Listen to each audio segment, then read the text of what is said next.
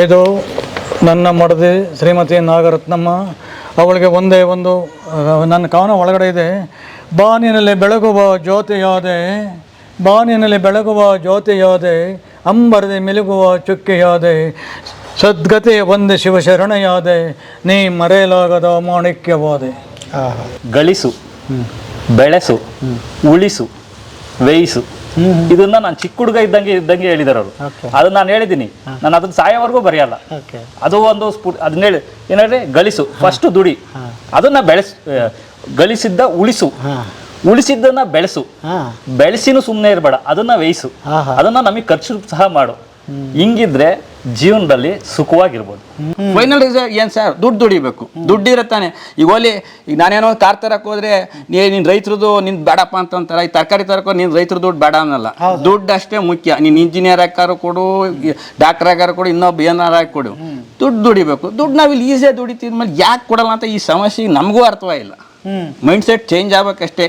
ಈ ಅಪ್ಪ ಅಮ್ಮದಿರ್ದು ಆ ಹುಡುಗಿರ್ದು ಮೈಂಡ್ ಸೆಟ್ ಚೇಂಜ್ ಆಗಬೇಕು. ಆಮೇಲೆ ಇಲ್ಲೂ ತುಂಬ ಸುಖವಾಗವ್ರು ಸರ್. ಹಳ್ಳಿ ಅಂದರೆ ಇವತ್ತು ನೀವು ತಿಳ್ಕೊಂಡಂಗೆ ಆ ಥರ ಇಲ್ಲ. ನಮ್ಮ ಏರಿಯಾದಲ್ಲಿ ಒಟ್ಟಿನಲ್ಲಿ ನಂಗೆ ಬೇರೆ ಕಡೆ ನನಗೂ ಗೊತ್ತಿಲ್ಲ. ನಮ್ಮ ತುಮಕೂರು ಈ ಸರೌಂಡಿಂಗ್ಸಲ್ಲಿ ಹಳ್ಳಿ ಅಂದರೆ ತುಂಬ ಚೆನ್ನಾಗಿದ್ದಾರೆ.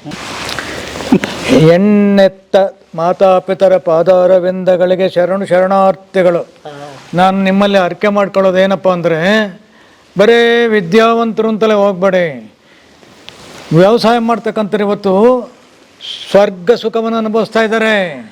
ಬನ್ನಿ ಕಾಗ್ಗೆರೆಗೆ ಬನ್ನಿ, ನಾನು ತೋರಿಸ್ತೀನಿ ಎಂತೆಂಥ ವ್ಯವಸಾಯಗಾರರು ಇವತ್ತು ಎಷ್ಟು ಸಂತೋಷವಾಗಿ ಸಂಭ್ರಮದಿಂದ ಸಂಸಾರ ಮಾಡ್ತಾವ್ರೆ. ಅವ್ರು ಹೆಂಡ್ತಿದ್ರು ಅಡುಗೆ ಮಾಡಿ ಮೇಲೆ ಮನೆ ಕಂತಾರೆ ಎ ಸಿ ರೂಮಲ್ಲಿ.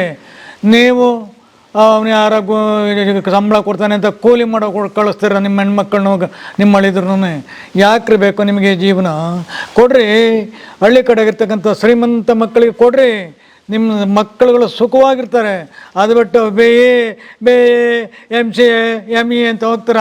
ಅವನು 60,000 50,000 ಮ್ಯಾಕ್ಸಿಮಮ್ 1 ಲಕ್ಷ ಅಷ್ಟೇ. ನಮ್ಮ ಭಾರತಗೆ ಎಲ್ಲವೂ ಹೊರದೇಶಕ್ಕೆ ಹೋದ್ರೆ ಒಂದು 2 ಲಕ್ಷ ಕೊಟ್ಟೋನೇನೋ. ಅದಲ್ಲಿ ಸಾಲಲ್ಲ. ಇಲ್ಲ 50,000 ಕಡೆಯೋದಲ್ಲ 2 ಲಕ್ಷ ಕೊಡೋದು. ಕೊಡ್ರಪ್ಪ, ಏನು ವ್ಯವಸಾಯಗಾರರಿಗೆ ಕೊಡಿ. ಬರ್ರಿ ಬೀಗ್ರ, ಊಟ ಮಾಡೋಣ. ಬಾಳ್ ಮಂದಾಗ್ಲಿ ತಗೋರಿ. ನಿಮ್ಮ ಬಾಯಾರಿಕೆಯಿಂದ ಹಂಗ ಆಗ್ಲೇವಾ? ಇದು ನನ್ನ ಧರ್ಮಪತ್ನಿ, ನನ್ನ ಸೌಭಾಗ್ಯವತಿ, ನನ್ನ ಅರಸಿ, ನನ್ನ ಮನೆಯ ಗೃಹಲಕ್ಷ್ಮಿ ಶ್ರೀಮತಿ ನಾಗನಪ್ಪನವರು. ಅವರು ಕೈಲಾಸವಾಸಿಯಾದಾಗ ಬಂದಂಥ ಕಣ್ಣೀರಿನಿಂದ ಈ ಕಾವ್ಯ ರಚನೆಯಾಗಿದೆ. ಇದರಲ್ಲಿ ಬರೆದಿರ್ತಕ್ಕಂಥ ಒಂದೊಂದು ಅಕ್ಷರಕ್ಕೂ ನನ್ನ ಕಣ್ಣಿಂದ ಒಂದೊಂದು ತೊಟ್ಟು ನೀರು ಬಿದ್ದಿದೆ. ಇದು ಶೃಂಗಾರ ಕಾವ್ಯ ಅಲ್ಲ, ಕಣ್ಣೀರ ಕಾವ್ಯ. ಇದರಲ್ಲಿ 166 ಕವನಗಳಿವೆ. ಇದರಲ್ಲಿ ಬಿರ್ತಕ್ಕಂಥದ್ದು ಏನಪ್ಪ ಅಂದರೆ, ಅವಳ ನನ್ನ ದಾಂಪತ್ಯ ಜೀವನದ ಬಗ್ಗೆ ಇದ್ದಂಥ ಪ್ರೀತಿ, ವಿಶ್ವಾಸ, ಮಮತೆ, ಒಬ್ರಿಗೊಬ್ರು ಅರ್ಥಕೊಂಡು ಬಾಳ್ತಕ್ಕಂಥ ರೀತಿ ನೀತಿ ಎಲ್ಲವೂ ಈ ಕವನಗಳ ಅಡಕವಾಗಿದೆ. ಅವಳಲ್ಲಿದ್ದಕ್ಕಂಥ ತ್ಯಾಗ ಮನೋಭಾವ, ಮಮತಾಮಯ ಭಾವ, ಕರುಣಾಮಯಿ ಎಲ್ಲ ಇದೆ. ಇವಳು ಭೂಲೋಕದ ಪುಷ್ಪವಲ್ಲ, ದೇವಲೋಕದ ಪಾರಿಜಾತ. ಇಲ್ಲಿರ್ತಕ್ಕಂಥ ಸಂಪಿಗೆ ಮಲ್ಲಿಗೆ ಕಂಪಲ್ಲ, ದೇವಲೋಕದ ಪಾರಿಜಾತದ ಕಂಪು ಅವಳಲ್ಲಿತ್ತು. ಅದೆಷ್ಟು ಜನ್ಮಗಳ ಪುಣ್ಯದ ಫಲವೋ ಇಂಥ ಸೌಭಾಗ್ಯವತೆ ನನಗೆ ಬಡದೆಯಾಗಿ ಸಿಕ್ಕಿದ್ದು. ಅವಳಿಗೆ ನಾನು ದೀರ್ಘದಂಡ ಪ್ರಣಾಮ ಮಾಡ್ತೀನಿ. ಹಿಂದಿನ ವಿಡಿಯೋದಲ್ಲೂ ನಮ್ಮ ಮಹಾರುದ್ರಪ್ಪನವ್ರು ಮಾಡಿದಾಗ ಹೇಳಿದಿನ ಒಂದು ಕವನದ ಹೆಸರು ಗೃಹಲಕ್ಷ್ಮಿ. ಈ ಗೃಹಲಕ್ಷ್ಮಿ ಮೇಲೆ ಬರ್ತಿರ್ತಕ್ಕಂಥ ಕವನ, ಆ ಕವನವನ್ನು ಈಗ ಓದ್ತೀನಿ.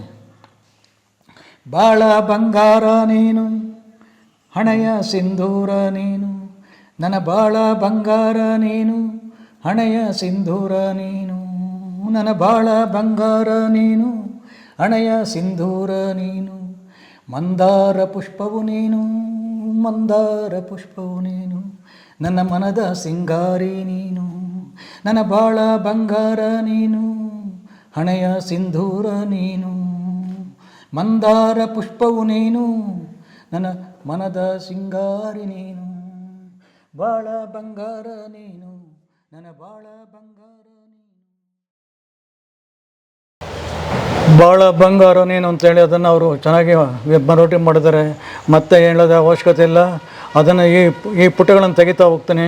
ಒಂದೊಂದೇ ಪುಟವನ್ನು ನೀವು ಪಬ್ಲಿಷ್ ಮಾಡಲೇ ಹೋಗ್ಬೇಕು. ಇದು ಲೇಖಕ ಎಸ್ ಚಂದ್ರಶೇಖರಯ್ಯ. ಓಕೆ, ಇದು ನನ್ನ ಮಡದಿ ಶ್ರೀಮತಿ ನಾಗರತ್ನಮ್ಮ. ಅವಳಿಗೆ ಒಂದೇ ಒಂದು ನನ್ನ ಕವನ ಒಳಗಡೆ ಇದೆ. ಬಾನಿನಲ್ಲಿ ಬೆಳಗುವ ಜ್ಯೋತಿಯಾದೆ, ಬಾನಿನಲ್ಲಿ ಬೆಳಗುವ ಜ್ಯೋತಿಯಾದೆ, ಅಂಬರದೆ ಮಿಲುಗುವ ಚುಕ್ಕೆಯಾದೆ, ಸದ್ಗತಿಯ ಒಂದೇ ಶಿವಶರಣಯಾದೆ, ನೀ ಮರೆಯಲಾಗದ ಮಾಣಿಕ್ಯವಾದೆ. ಅದ್ಭುತ. ಅದು ಬರೆದ ಒಳಗಡೆ ಇದೆ, ಓದಿ. ಇದು ನಮ್ಮ ಕುಟುಂಬಗಳು ಎಲ್ಲ ಸದಸ್ಯರನ್ನು ವಿವರಣೆಗೆ ಹೇಳೋಕ್ಕೆ ನಿಮಗೆ ಟೈಮ್ ಸಾಕಾಗಲ್ಲ ಅಂತ ಕಾಣುತ್ತೆ, ಅದರಿಂದ ಇದು ಮುಂದಕ್ಕೆ ಹೋಗ್ತೀನಿ. ಇದು ನಮ್ಮ ಕುಟುಂಬ, ಎಲ್ಲ ಸದಸ್ಯರುಗಳು ಇದ್ದಾರೆ ಇದರಲ್ಲಿ ಹಾಕಿದ್ದಾರೆ. ಹೋಗೋಣ ಮುಂದಕ್ಕೆ. ಇದು ಅಷ್ಟೇ, ಇದು ಎಲ್ಲ ಸದಸ್ಯರನ್ನೇ. ಎಲ್ಲ ಡಾಕ್ಟ್ರು, ಇವಳು ನನ್ನ ಮೊಮ್ಮಗಳು ಡಾಕ್ಟ್ರು, ಇನ್ನೊಬ್ಬ ಮಗಳು ಇವನು ಇಂಜಿನಿಯರು, ಇವಳು ಇಂಜಿನಿಯರು, ಎಲ್ಲ ಇದ್ದಾರೆ.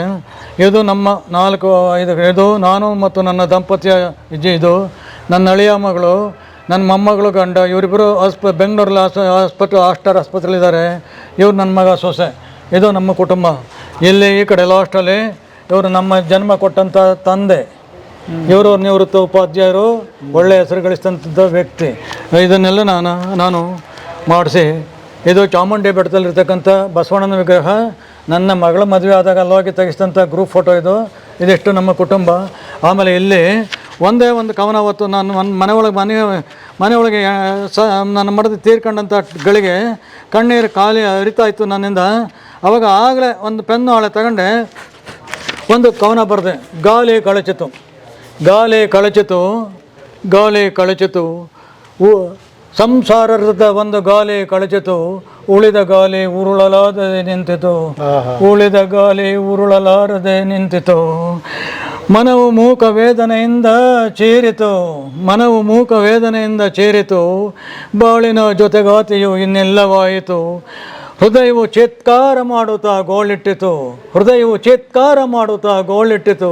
ಆ ಕಣ್ಣೀರು ಬೀಳ್ತಾ ಇದ್ರೆ, ಆ ಸಂಕಟ ಎಣ ನೋಡ್ತಾ ಇದ್ರೆ ಕಣ್ಣಿಗೆ ನೀರು ರಕ್ತದ ಆಕಾರದಲ್ಲಿ ಬರ್ತಾಯಿತ್ತು, ನೀರಾಕಾರದಲ್ಲಿ ಬರ್ತಾ ಇರಲಿಲ್ಲ.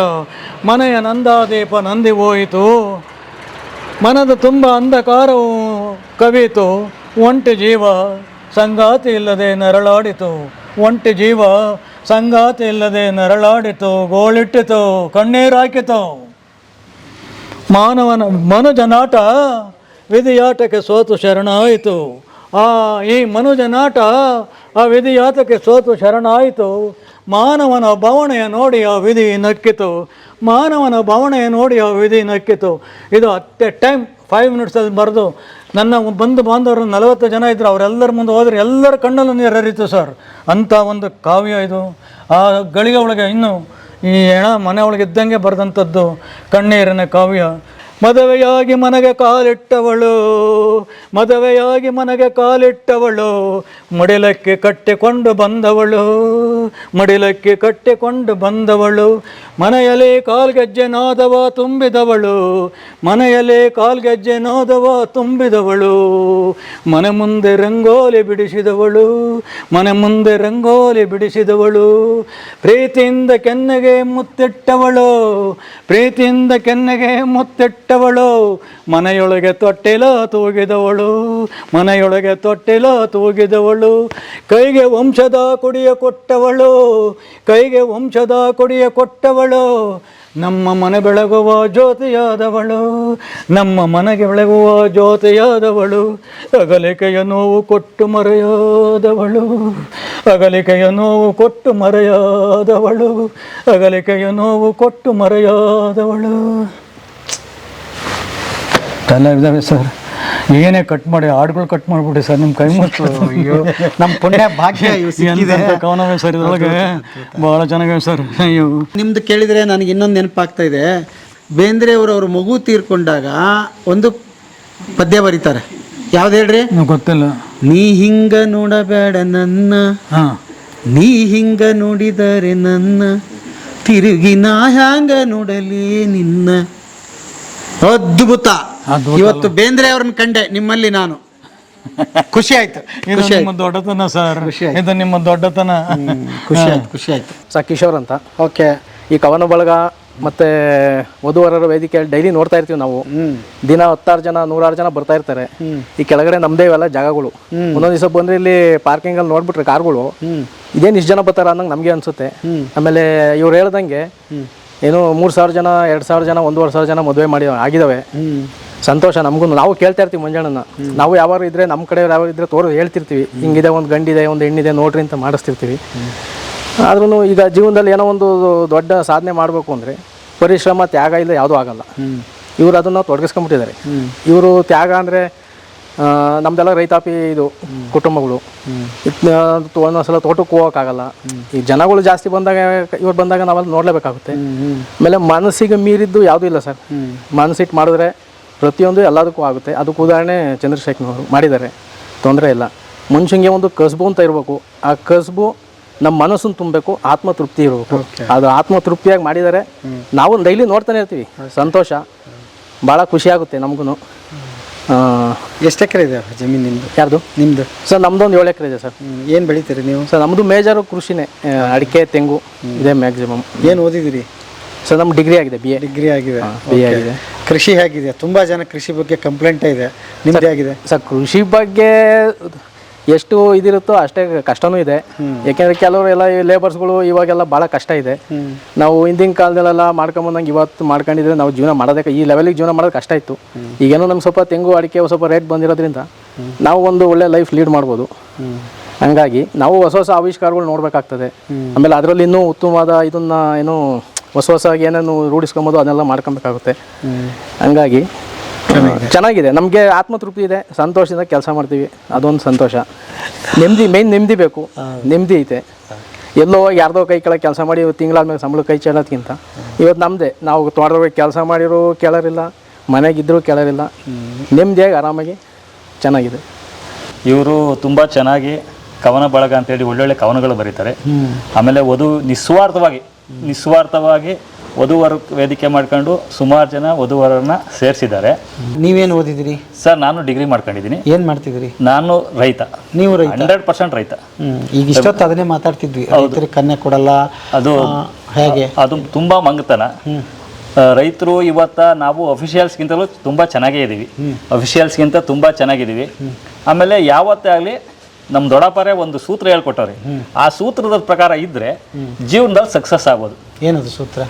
4 ಗಳಿಸು, ಬೆಳೆಸು, ಉಳಿಸು, ಬೇಯಿಸು. ಇದನ್ನ ನಾನು ಚಿಕ್ಕ ಹುಡುಗ ಇದ್ದಂಗೆ ಹೇಳಿದಾರೆ ಅವರು. ಅದನ್ನ ನಾನು ಹೇಳಿದ್ದೀನಿ, ನಾನು ಅದನ್ನ ಸಾಯೋವರೆಗೂ ಬರೆಯಲ್ಲ. ಅದು ಒಂದು ಅದನ್ನ ಹೇಳಿ ಏನಾದ್ರೆ ಗಳಿಸು, ಫಸ್ಟ್ ದುಡಿ, ಅದನ್ನ ಗಳಿಸಿದ್ದ ಉಳಿಸು, ಉಳಿಸಿದ್ದನ್ನ ಬೆಳೆಸು, ಬೆಳೆಸಿನೂ ಸುಮ್ಮನೆ ಇರಬೇಡ, ಅದನ್ನ ಬೇಯಿಸು, ಅದನ್ನ ನಮಗೆ ಖರ್ಚು ಸಹ ಮಾಡು. ಹಿಂಗಿದ್ರೆ ಜೀವನದಲ್ಲಿ ಸುಖವಾಗಿರ್ಬೋದು. ಅವರೇ ಹೇಳ್ಕೊಟ್ಟಿರ್ತಕ್ಕಂಥ ಸೂತ್ರ. ಓಕೆ. ಈಗ ನೀವು ಕೃಷಿ ಅಂದಾಗ ನಿಮಗೆ ಕನ್ಯೆ ಮನೆ ಮಾಡ್ಕೊಂಡ್ರೆ ಹೊರಗಡೆನ? ಇಲ್ಲ ಸರ್, ನಾವಾಗೆಲ್ಲ ನಾವು ಹತ್ರದ ಸಂಬಂಧಿಕರೇ ಹುಡುಕೊಂಡು ನಾವು ಹಿಂಗೆ ಹತ್ರದಲ್ಲೇ ಹುಡುಕೊಂಡ್ವಿ. ಹೌದು. ತುಂಬಾ ಜನಕ್ಕೆ ಇದೊಂದು ಸಮಸ್ಯೆ ಆಗ್ಬಿಟ್ಟಿದೆ. ಹೌದು ಪಾಪ ಅವರು ಹೇಳ್ತೀವಿ, ಲಕ್ಷಾಂತರ ಅವರು ದುಡಿತಾ ಇದ್ದಾರೆ, ಒಂದು ತಪ್ಪು ಕಲ್ಪನೆ ಜನಕ್ಕೆ ಹೋಗ್ಬಿಟ್ಟಿದೆ, ಹಾಗಾಗಿ ಸಿಗ್ತಿಲ್ಲ. ದೂರದ ಬೆಟ್ಟ ನುಣ್ಗೆ, ಗಾದಿ ಐತಿ, ದೂರದ ಬೆಟ್ಟ ನುಣ್ಗೆ. ಬಟ್ ಯಾವುದೇ ಆಗಲಿ ಮನುಷ್ಯ ಒಂದು ಸ್ವಲ್ಪ ಕಾಂಪ್ರೂವ್ ಆಗಬೇಕು. ಆ ಕಾಂಪ್ರೂವ್ ಆದರೆ ಸುಖ ಇದಿರುತ್ತೆ. ನಮ್ಗೀಗ ಯಾರೋ ಬೇಕು, ಸೂಪರ್ ಸ್ಟಾರ್ ಬೇಕು, ಹಂಗಿರ್ಬೇಕು ಹಿಂಗಿರ್ಬೇಕು ಅಂದರೆ ಅದು ಜೀವನ ಆಗಲ್ಲ. ಆಮೇಲೆ ಹೆಣ್ಮಕ್ಳಿಗೆ ಏನಾಗಿ ಅವಕಾಶ ಆಗಿದೆ ಅಂದರೆ ಅವ್ರು ಕಮ್ಮಿ, ಅವ್ರಿಗೆ ಆಯ್ಕೆಗಳು ಜಾಸ್ತಿ ಇದೆ. ಗಂಡು ಮಕ್ಳು ಜಾಸ್ತಿ ಇದ್ದಾರೆ ಈಗ, ಅವ್ರ ಆಯ್ಕೆ ಜಾಸ್ತಿ ಇರೋದ್ರಿಂದ ಅವರು ಎಕ್ಸ್ಪೆಕ್ಟೇಷನ್ ಜಾಸ್ತಿ ಆಗಿದೆ. ಹಂಗಾಗಿ ಗಂಡು ಮಕ್ಳಿಗೆ ಭಾಳ ಸಮಸ್ಯೆ ಆಗಿದೆ. ಇದು ಅದೇ ಸಮಸ್ಯೆ ಆಗಿರೋದು, ಮೇಜರ್ ಸಮಸ್ಯೆ ಅದೇ ಆಗಿರೋದು. ಆ ಹೆಣ್ಮಕ್ಳು ಒಪ್ತಾ ಇಲ್ಲ. ಆಮೇಲೆ ಹೆಣ್ಮಕ್ಳು ಗಂಡು ಮಕ್ಳಿಗಿಂತ ನಾವು ತಿಳಿದ ಮಟ್ಟಿಗೆ ವಿದ್ಯಾವಂತರು, ಗಂಡು ಮಕ್ಳೇ ವಿದ್ಯಾವಂತರಲ್ಲ. ಇಲ್ಲಿ ಬರೋರು ಯಾರೇ ಹೆಣ್ಮಕ್ಳು ಬಂದ್ರು ಮಿನಿಮಮ್ BE, ಡಾಕ್ಟ್ರು ಇಂಥರ್ದವ್ರು ಬರ್ತಾರೆ. ಗಂಡು ಮಕ್ಳು SLC, PUC ಯಾರಾದರೂ ಈಗ ಹೆಣ್ಮಕ್ಳು ಒಪ್ಸೋಕ್ಕಾಗುತ್ತಾ? ಒಪ್ಪಲ್ಲ. ಅದೇ ಥರ ಸರ್ ಆಗಿರೋ ಸಮಸ್ಯೆ ಹಂಗಾಗಿದೆ. ಓಕೆ. ಈಗೇನು ಪುಣ್ಯವಂತರಂದ್ರೆ ಹಳೆಯದ್ರೆ ಏನು ಮದುವೆ ಆಗಿದಾರಲ್ಲ ಅವರೇ ಪುಣ್ಯವಂತರು. ಅವರೇ ಪುಣ್ಯವಂತರು. ಇವತ್ತ ಅವರು ಅಂತಲ್ಲ, ಯಾರಿಗೆ ಹೆಣ್ಣು ಸಿಕ್ಕಿದೆ ಅವರೇ ಪುಣ್ಯವಂತರು. ನಮ್ಮಂತವ್ರಿಗೆಲ್ಲ ಕನ್ಯೆನೇ ಕೊಡ್ತಾ ಇರಲಿಲ್ಲ, ಈಗ ಆಗಿದ್ರೆ ಅಲ್ವಾ? ಹಂಗಾಗಿದೆ. ಬಟ್ ಆದ್ರೂ ಕೂಡ ನಿಮ್ ದೊಡ್ಡಪ್ಪರು ಒಂದು ದೊಡ್ಡ ಅದ್ಭುತವಾದ ಸಮಾಜ ಸೇವೆ ಮಾಡ್ತಾ ಇದ್ದಾರೆ ಸರ್. ಈಗ ಅಷ್ಟು ತಾಳ್ಮೆ ವಹಿಸಿ ಇಬ್ಬರನ್ನು ಕೂಡಿಸಿ ಬೆಳಗ್ಗೆಯಿಂದ ಸಾಯಂಕಾಲವರೆಗೆ ಮಾತಾಡಿ ಒಂದೇನೋ ಸೇರ್ಲಿ ಅನ್ನೋ ಖುಷಿ ಇದೆಯಲ್ಲ ಅವ್ರಿಗೆ. ಹೌದು. ಅದು ಬಹಳ ಅದ್ಭುತವಾದ ಬಿಡಿ ಸರ್. ನಾನು ಎಲ್ಲಿ ನೋಡಿಲ್ಲ ಈ ನಿಮ್ಮ ದೊಡ್ಡಪ್ಪನಂತವ್ರನ್ನ. ಹೌದು, ತುಂಬಾ ಸೇವೆ ಮಾಡ್ತಾರೆ. ಅದೇ ಅವ್ರು ಫ್ರೀ ಆ ಬಿಸಿನಲ್ಲಿ ಕವನನೂ ಬರೀತಾರೆ, ಇವ್ರಿಗೂ ಸಹ ರಿಪ್ಲೈ ಮಾಡ್ತಾರೆ. ಯಾರೇ ಮೆಸೇಜ್ ಹಾಕಿರೋ ಅದಕ್ಕೂ ರಿಪ್ಲೈ ಮಾಡ್ತಾರೆ.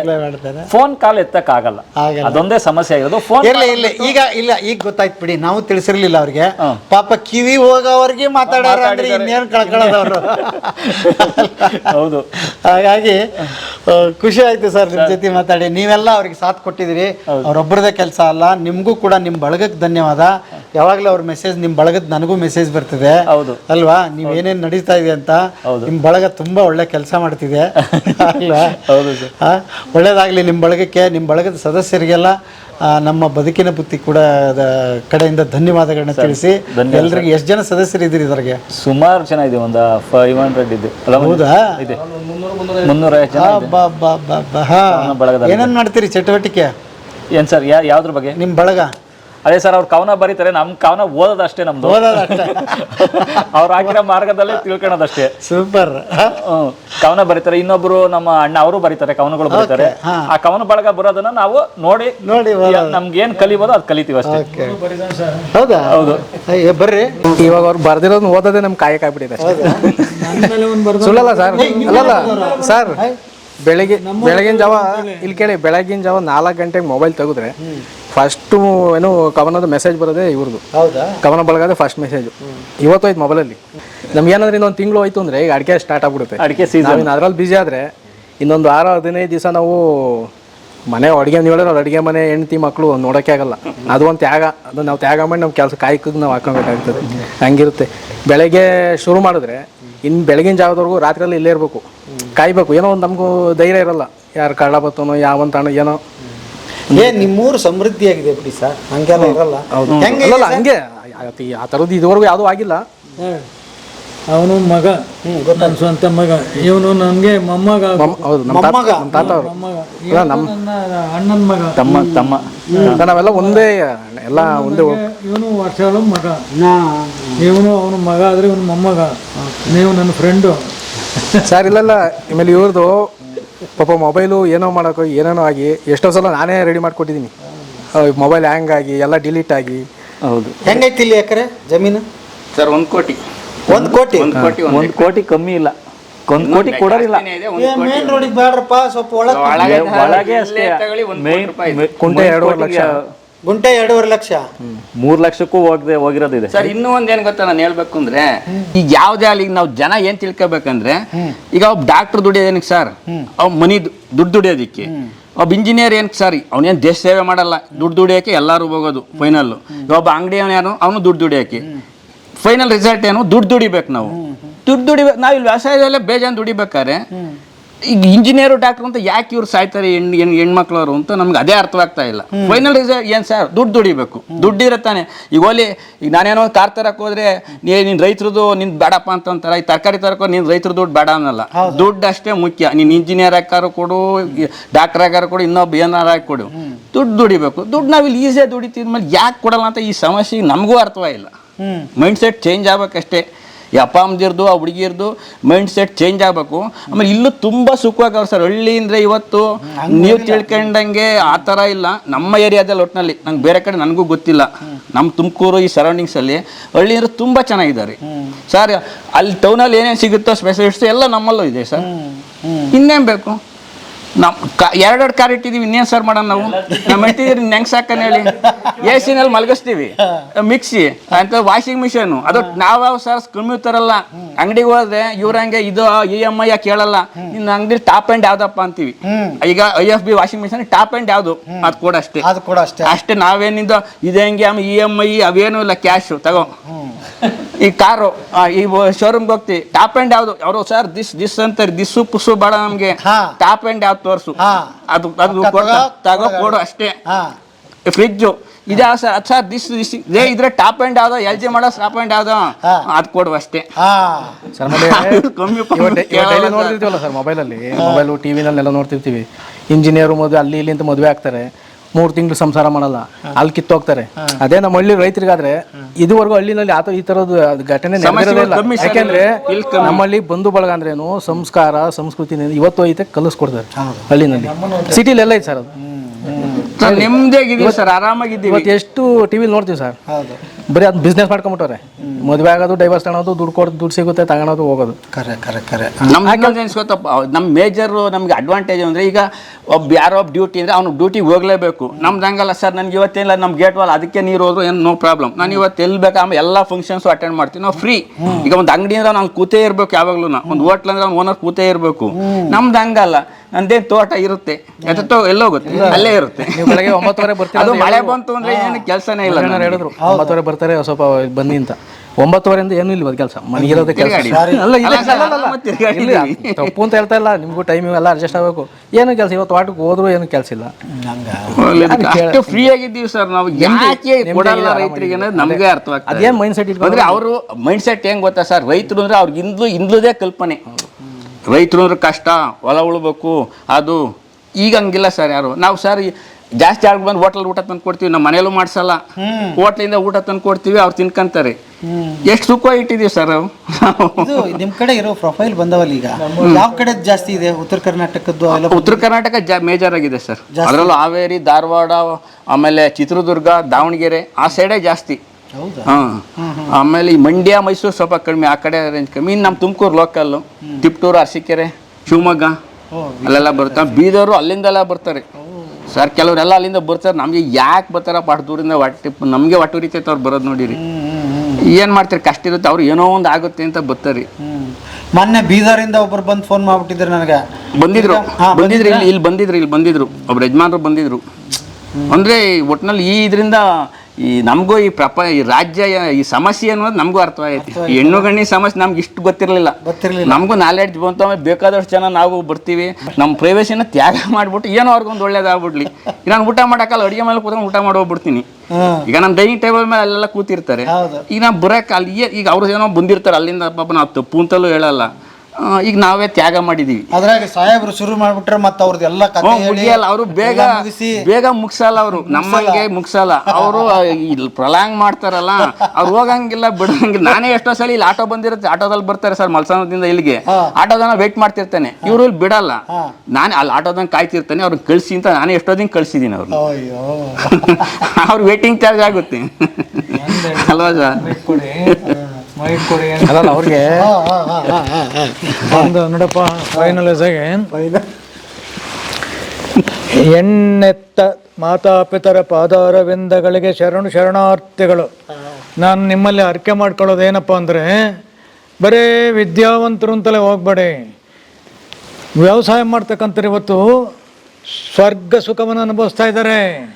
ಬನ್ನಿ ಕಾಗ್ಗೆರೆಗೆ ಬನ್ನಿ, ನಾನು ತೋರಿಸ್ತೀನಿ ಎಂತೆಂಥ ವ್ಯವಸಾಯಗಾರರು ಇವತ್ತು ಎಷ್ಟು ಸಂತೋಷವಾಗಿ ಸಂಭ್ರಮದಿಂದ ಸಂಸಾರ ಮಾಡ್ತಾವ್ರೆ. ಅವ್ರು ಹೆಂಡ್ತಿದ್ರು ಅಡುಗೆ ಮಾಡಿ ಮೇಲೆ ಮನೆಕಂತಾರೆ ಎ ಸಿ ರೂಮಲ್ಲಿ.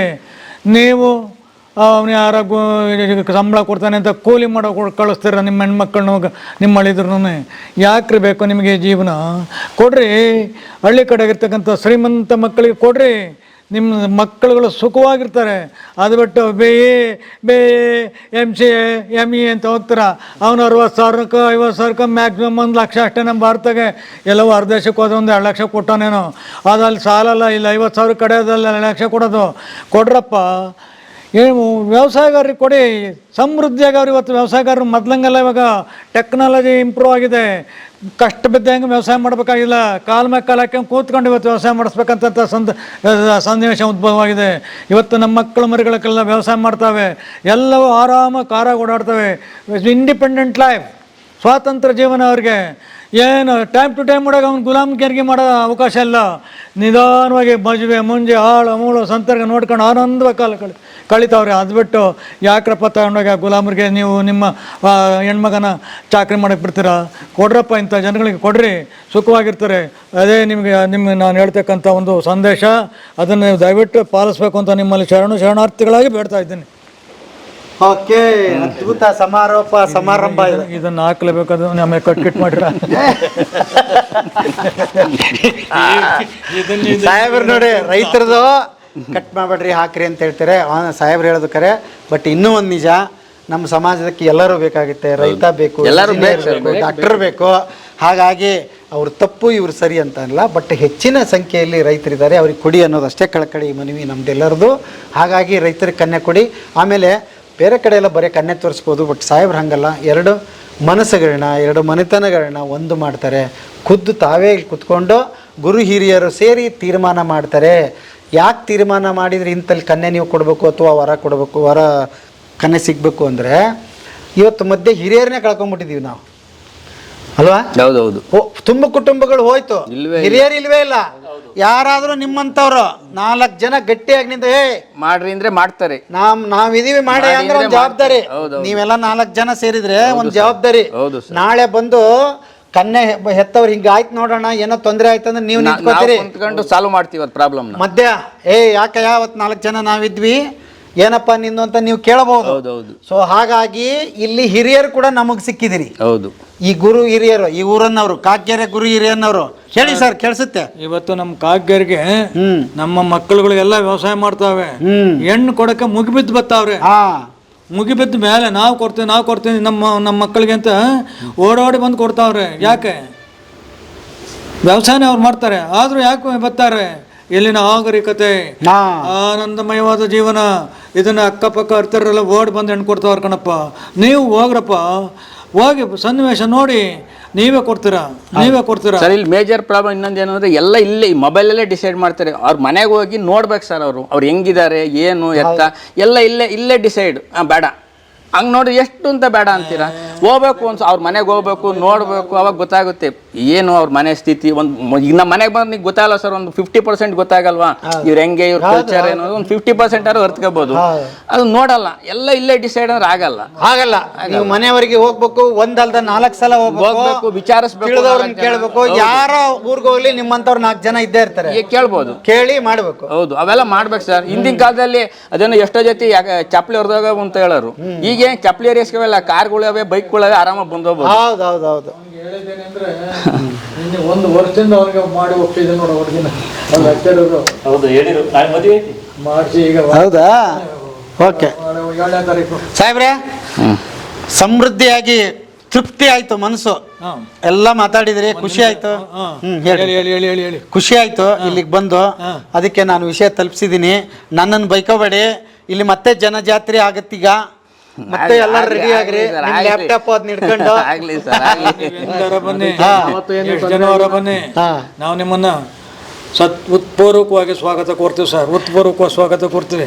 ಒಂದು ನಿಮಿಷ ಇಲ್ಲಿ ಸ್ವೀಟ್ ಕರ್ತೀನಿ, ಇಲ್ಲ ಹಂಚ್ಬಿಡ್ತೀನಿ. ಇಲ್ಲ ಹಂಚಿರಂತೆ, ಹಂಚಿರಿ. ಗೆಳೆಯರೇ, ಖುಷಿ ಆಯಿತು ಮತ್ತೊಮ್ಮೆ ಈ ವಿಷಯ ಹಂಚ್ಕೊಂಡಿದ್ದಕ್ಕೆ. ನೋಡಿ 81 ವರ್ಷ ಹೆಂಗವ್ರು ಇನ್ನೂ ಅದೆಲ್ಲ ಶಕ್ತಿ. ಇವರು ಇನ್ನೂ ಇಷ್ಟು ಹುಮ್ಮಸ್ಸಾಗಿ ಕೆಲಸ ಮಾಡೋದಕ್ಕೆ ನೀವೇ ಕಾರಣ. ಯಾಕಂದ್ರೆ ನಿಮ್ಮ ಹತ್ರ ಮಾತಾಡಿ ಅದನ್ನೆಲ್ಲ ಮರ್ತು ಬಿಟ್ಟವ್ರು ಅವರು. ವಯಸ್ಸು ನಿಮಗೆ 100 ವರ್ಷ ಚೆನ್ನಾಗಿಟ್ಟಿರ್ಲಿ ದೇವರು. ನಾವು ಬಿಡಲ್ಲ ನಿಮ್ಮನ್ನ. ಯಾಕೆ ಹೇಳ್ರಿ, ನಮ್ದು ಇನ್ನೂ ಕೆಲಸ ಬಾಳದು. ಅದೇ ಹೇಳೋದು, ನಿಮ್ಮ ಸಾಯಕ್ ಬಿಡಲ್ಲ, ನಾವು ಬಿಡಲ್ಲ. ಇನ್ನು ಕನ್ಯಾ ವರ ಬೇಕಾದಷ್ಟು ಮದುವೆ 1000 ಮಾಡ್ಬೇಕು ನೀವು. ಹಾಗಾಗಿ ಬರ್ರಿ, ನಿಮ್ ಕನ್ಯಾ ಸಿಗಲಿ, ವರ ಸಿಗಲಿ ಸರ್. ಭಗವಂತ ಆಯುಷ್ ಕೊಡೋವರೆಗೂ ನನ್ನ ಆತ್ಮ ಸಂತೋಷವಾಗಿ ಈ ವಧುವರ ವೇದಿಕೆ ನಡೆಸ್ಕೊಂಡು ಹೋಗ್ತಾ ಇದ್ದೀನಿ. ಅದನ್ನು ಯಾರು ಸಂಶಯ ಪಡಂಗಿಲ್ಲ. ನಾನು ಕೈಲಾಸ ಸೇವೆನ ಅವ್ರಿಗೆ ಮುಡ್ಬಿಟ್ಬಿಟ್ಟಿದ್ದೀನಿ. ಈ ಜೀವನ ಅವರಿಗೆ ಅರ್ಪಿಸ್ಬಿಟ್ಟಿದ್ದೀನಿ. ಅವ್ರ ಇದರಿಂದ ಎಷ್ಟು ಪ್ರಯೋಜನ ಪಡಿತಾರೋ ಅದು ಅವ್ರಿಗೆ ಸೇರಿದ್ದು. ಓಕೆ, ಮೆಸೇಜ್ ಮಾಡಿ. ತುಂಬಾ ನಿಮಗೇನಾದರೂ ಮಾತಾಡಲೇಬೇಕು, ಎಮರ್ಜೆನ್ಸಿ ಇತ್ತು ಅಂತಂದ್ರೆ ಸರ್, ನಿಮ್ಮ ಪರ್ಮಿಷನ್ ಹಾಕ್ಬೋದಾ? ನಿಮ್ಮ ನಂಬರ್ ಹಾಕಿ ಸರ್, ಪರವಾಗಿಲ್ಲ. ಮಂಜುನಾಥ್ ಸರ್ ನಿಮ್ಮ ಜೊತೆಗೆ ಮಾತಾಡ್ತಾರೆ, ಸಾಹೇಬ್ರಲ್ಲ. ಏನಾದರೂ ಅಂದ್ರೆ ಸರ್, ಕನ್ಯಾ ಕರ್ಕೊಂಡು ಬರ್ತಾ ಇದ್ವಿ, ಮಗಳನ್ನ ಕರ್ಕೊಂಡು ಬರ್ತಾ ಇದ್ವಿ, ಅಥವಾ ವರ ಏನಾದರೂ ಕರೆಸ್ತೀರಾ, ಇದೆಯಾ ಇಲ್ವಾ? ತುಂಬ ದೂರದಿಂದ ಬರ್ತಾ ಇದ್ದೀರಿ, ಕ್ಲಿಯರ್ ಮಾಡ್ಕೊಂಡು ಬನ್ನಿ. ಸರ್ದು ನಂಬರ್ ಹಾಕಿರ್ತೀನಿ. ಸರ್ ಟೈಮ್ ಹೇಳ್ಬೇಡ ಸರ್, ಏನು ಟೈಮಿಂಗ್? ಯಾವಾಗ ನಾವು ಆಗ್ಲತ್ ಯಾವಾಗ ಬಂದ್ರು ಅಂದ್ರೆ ಫೋನ್ ಮಾಡ್ಕೊಂಬರ್ಲಿ. ನಾವು ನಮ್ಮ ಕೆಲಸದಲ್ಲಿ ಇರ್ತೀವಿ. ದಯವಿಟ್ಟು ತೀರಾ ರಾತ್ರಿ ಎಲ್ಲ ಫೋನ್ ಮಾಡ್ಬೇಡ್ರಿ, ಬೆಳಿಗ್ಗೆಯಿಂದ ಫೋನ್ ಮಾತಾಡಿ ಸಾಕಾಗಿರ್ತದೆ. ಪರ್ಸನಲ್ ಟೈಮ್ ಅವ್ರಿಗೆ ಸಿಗಲಿ. ಹಾಗಾಗಿ ಒಳ್ಳೇದಾಗ್ಲಿ ನಿಮಗೆ. ಮತ್ತೆ ಸಮಯ ಸಂದರ್ಭ ಬಂದ್ರೆ ಸಾರ್ ಮೀಟ್ ಮಾಡ್ತೀನಿ. ಆಮೇಲೆ ಒಂದು ಮಾತು, ಕೊನೆ ನುಡಿಮುತ್ತು. ಈ ವಧುವರ ವೇದಿಕೆ ನಡೆಯೋದಕ್ಕೆ ಇದಕ್ಕೆ ಪೂರಕವಾಗಿ ನಿಂತ ವ್ಯಕ್ತಿ ಅಂದ್ರೆ, ಇದಕ್ಕೆ 100% ಕೈ ಜೋಡಿಸ್ತಾರಂದ್ರೆ ನಮ್ಮ ಬದುಕಿನ ಬತ್ತೆ ನಡೆಸ್ತಾ ಇರ್ತಕ್ಕಂಥ ಮಹಾರುದ್ರಪ್ಪನವರು ಅವರಿಗೆ ದೇವರ ಆಯುರಾರೋಗ್ಯವನ್ನು ಕೊಟ್ಟು ಇಂಥ ಸಾವಿರಾರು ಮದುವೆಗಳನ್ನ ಮಾಡಿಸ್ಲಿ ಅಂತ ಅವರಲ್ಲಿ ಕೈ ಜೋಡಿಸಿ ಬೇಡಿಸ್ಕೊಂಡು ಬೇಡ್ತಾ ನಿಮ್ಮ ಇರ್ತೀನಿ. ಆಶೀರ್ವಾದ ಹಂಗೆಲ್ಲ ಮಾಡಬಾರ್ದು ಇದು ದೊಡ್ಡವ್ರ ಆಶೀರ್ವಾದ ಇರಬೇಕು. ಇವರೇ ಅದಕ್ಕೆ ಮೂಲ ಕರ್ತರು. ಕಾರಣಕರ್ತರು ಯಾರು ಅವರು? ನಾನು ಒಂದು ದಿನ ಈ ವಧುವರ ಫೋಟೋಗಳಿಗೆ ಬೇಡ್ತಾ ಇದ್ದೆ ಅವ್ರನ್ನ ಆ ಬೇಡ್ದಂಗೆ ಮಾಡಿದೆ. ಜೋಳಿಗೆನ ಭರ್ತಿ ಮಾಡಿದವ್ರೆ ಇವು ಮಹಾರುದ್ರಪ್ಪನವರು. ಇರ್ಲಿ ಸರ್.